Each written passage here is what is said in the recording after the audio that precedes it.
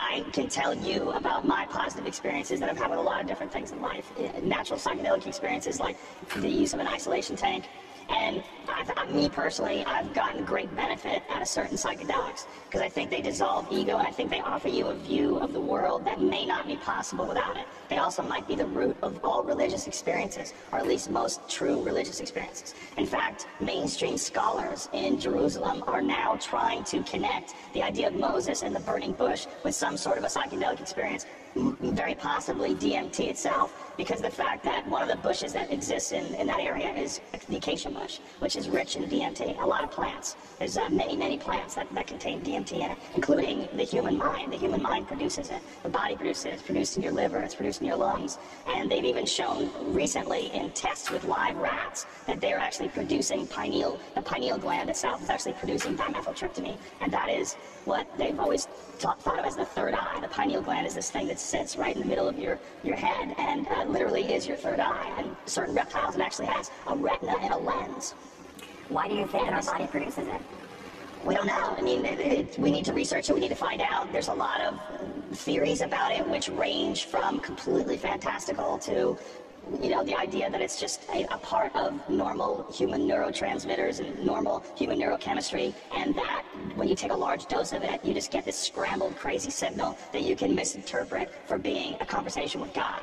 You know, the people who believe it's an actual mystical experience believe that what it may very well be is a chemical gateway, and that there is another world beside the material world that we exist in, and that there is more than one way to experience this type of transcendent consciousness experience, and that there's, you know, psychedelic mushrooms and dimethyltryptamine and peyote, and there's a bunch of different ways to somehow or another pass this rigid dimension that we exist in and experience something that's close by. And the detractors would tell you, no, you're just being delusional, you're hallucinating, these experiences are not real.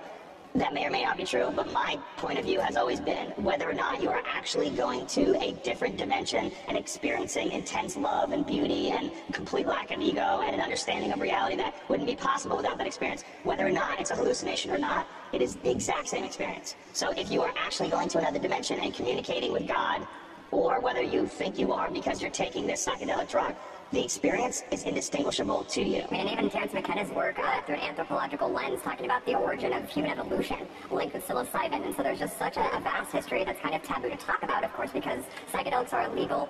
They're a very taboo source of dialogue in our society today. And you've also said that you don't follow any organized religion, Joe, but it seems like you're a very spiritual person. What does the concept of God mean to you? Well, I don't, you know, it's a weird word. It gets thrown about by so many different people that have so many different ideas attached to it, whether it's Christianity or Islam or Judaism or Mormonism.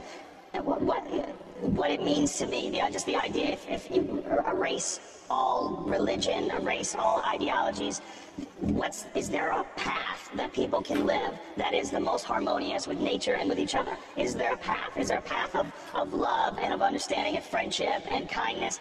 And is there a way to reach that, like universally as a group, as a race, as the human race? That path would be the path of God. You know, if the idea of God being a guy in the clouds is this one dude who runs over everything, this patriarchal figure, that's most likely nonsense.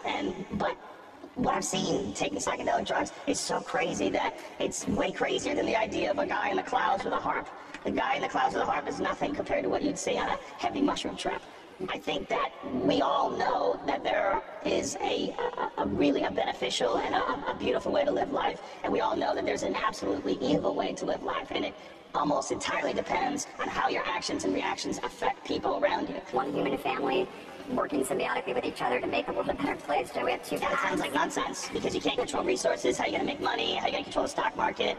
You know, it's really difficult to live this beautiful life that we live in Los Angeles. You look behind, you see all these cool buildings. Those don't get made if everybody's a hippie, and that's part of the problem. If you want to ride the high-speed rail and drive a nice car, wow, you know, you're a part of this crazy gangster system. But I think there's also a way to make things sustainable in the long run, and I think that that's what's lacking a lot, is kind of the short-sightedness in terms of building and technology and a lot of the advances that we do have the ability to make.